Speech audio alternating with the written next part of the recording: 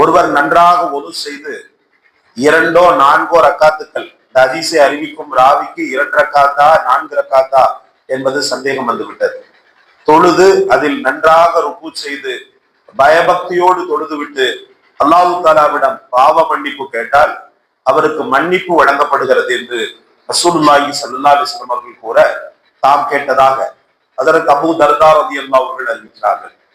ஒரு முஸ்லிம் பூரணமான முறையில் உது செய்து பின்பு தொழ நின்று தன் தொழுகையில் தான் என்ன ஓதுகிறோம் என்பதை விளங்கியவாறு தொழுதால் அன்று பிறந்த பாலகனை போல அவர் பாவத்தை விட்டும் நீங்கி தொழுகையை முடித்து வெளியேறுகிறார் என்று ரசூலுல்லாஹி ஸல்லல்லாஹு அலைஹி வஸல்லம் அவர்கள் கூறியதாக ஹஜ்ரத் உக்பத் இப்னு ஆமிர் ரலியல்லாஹு அவர்கள் அறிவிக்கிறார்கள்.